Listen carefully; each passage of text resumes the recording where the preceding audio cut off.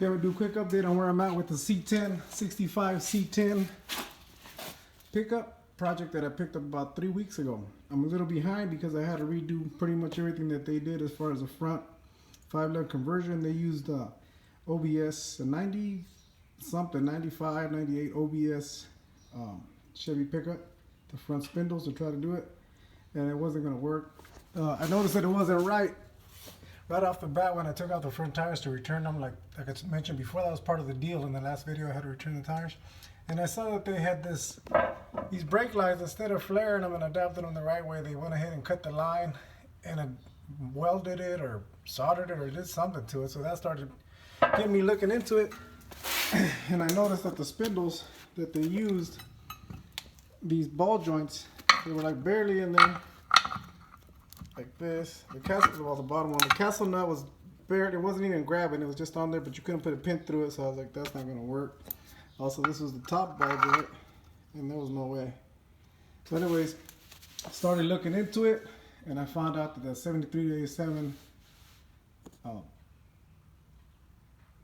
C10 square body pickups, you can use the whole front suspension linkage and everything on these, and it'll give you the power steering and power brakes. Also 73 to 91 square body Suburbans and Blazers, they'll work too, but they have to be 2-wheel drive. You can also look for a 70 to 72. If you can find one that has disc brakes, then you can use the linkage, which is what happened with I got lucky because the guy was doing the whole front suspension on his 72 C10, and I was able to buy everything from him. I thought I got a pretty good deal because that way I didn't have to go to junkyard and try to look for little things like, you know, the linkage and idler arm, stuff like that. It's all in good condition. I was able to reuse it. The only thing that I did not reuse was the discs, because of course they were, you know, they're old and they were shot out. So I changed the discs. Then they come with the hub already built in, and then also changed the calipers. And I have to do the brake lines, but that's not a big deal. But that's why I'm behind. Turns out also that this is a C20, so I was not able to use the stock A-arm from the C20 because the C20s, of course, are heavier duty trucks, and they come with bigger ball joints. So this would be the C20 ball joint for the bottom. And let me show you what the C10 one looks like. Oh no, I'm lying. That's the C10. And this is the C20. As you can see, it's a way heavier duty ball joint. So I got the ball joints, try to put in the new one, it doesn't fit in there, it just falls right through. So I had to swap out the bottom A-arms from the 72 C10. They're exactly the same except for the hole for the ball joint. That's the only thing that changes. The top A-arm, I was able to use the C20 from the 65 C20 because they're exactly the same. It just bolts on there. You got to cut out these rivets, and then you get your new ball joint, put it in there. And it's a smaller ball joint like this one right here. That's for the C10, and it just bolts right into the top of here, top of the A-arm. So again, stock C20 top A-arm, C10 bottom A-arm. C10 bottom A-arm, C10, 72 C10 spindles, drums, brakes, linkage, idler arm. You do have to relocate it. The 65 idler arm is facing this way, and then the newer one is facing the other way, to lean to the other way. So it's not really hard. You just got to drill new holes and line it up. Of course, make sure it's straight and it's going to clear when you're turning. Also, I got lucky because the guy had a lowering suspension sold the suspension and it was lowered. I will have to modify this bump stop. As you can see, it's sitting there. It's right on top. I mean, it's not holding it up. You can move it, but there's not much for it to go. So what I've seen people do is cut these off completely, and then either move this down, or you get an aftermarket bump stop and bolt it in. It's not a big deal either, but it did lower it a lot. So that's where I'm at with the suspension. Also, like I mentioned before, 73 to 87 square body pickups, you can use the front suspension. Also the 73 to 87 power steering gearbox will work, which is what I ended up using. on this. So the power steering pump is on there. There it is, bolted on there. With the CPP adapter bracket, it just spaces the power steering gearbox away from the frame so it'll be lined up. Also with this bracket right here, you can weld it on, and then you can put a bolt through it if you want. I'm gonna go ahead and put a bolt through it too, just so it'll be safer. The idler arm from the 87 square body worked on the 72, so I imagine it's the same. If it has power steering as far as the 72, it should be exactly the same all the way through. Did the same on this side. Stock C20A arm with the C10 ball joint on top. That stayed. The bottom one I had to change it because, again, the bottom ball joint is way too big. You cannot put the hole for the bottom ball joint. Way too big. You cannot put a C10 ball joint on the bottom. Anyways, that's what's been holding me back. But I wanted to show you guys. I did make a little bit of progress on the big window kit. You can see right there.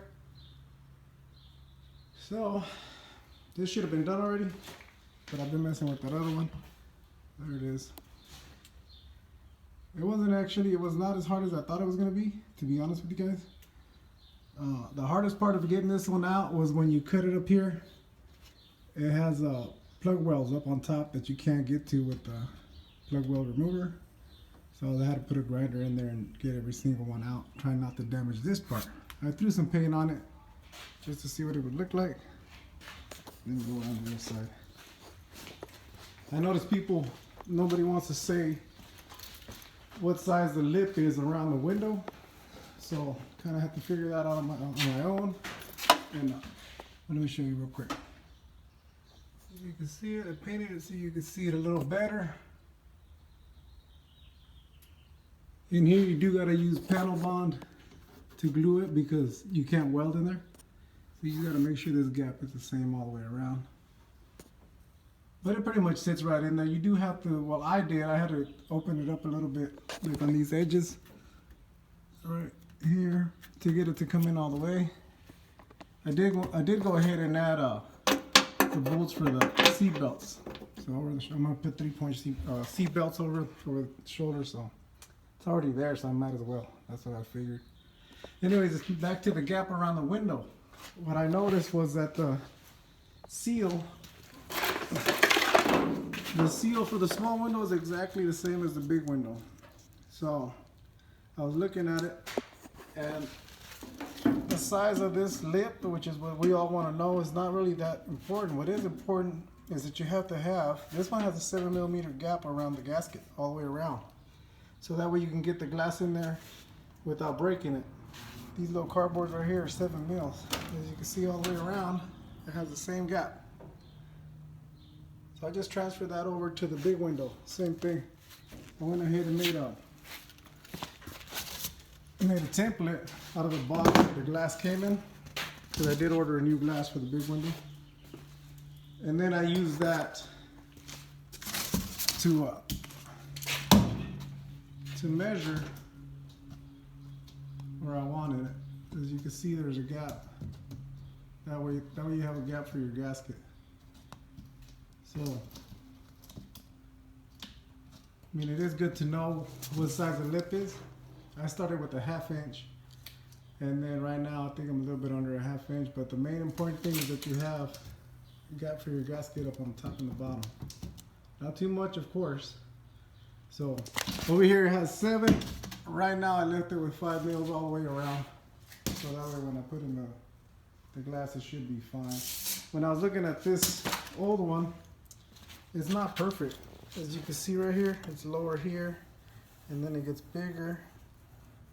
So that was one of my main concerns, but it's not that big of a deal as it seems to be made on the other videos. So I don't know. That's what I did. And I started with a 12mm lip, is what I ended up with over here. I ended up with 12mm lip with the 7mm gap. I gave it 5, so over there I should have 14, but like I said, you just need the gap. That's the main important thing, is the gap for your gasket. As you can see, it's a huge gap. So there's room for error. And I don't know. Anyways, that's where it's at. Brake window's pretty much done. I just have to grind out all these plug welds. Oh, another thing that I noticed on the videos is that when they were plug welding it, they were welding it on the lip over here. But then they were grinding them back off. So I don't, you know. So what I did was I did plug welds on the side of this. Drilled a hole and then filled it in. Now I just got to grind these down. So no matter how much you grind down here, you're not going to get rid of your weld. That's another thing that I did. So there you go. Just plug weld it all along the bottom, all along the sides. All of that is easy. It pretty much fits where it's supposed to. This was here to hold it to keep the glue. We don't need it no more. Anyways, that's where I'm at. I'm hoping some of that information helped you guys out. Thank you for watching.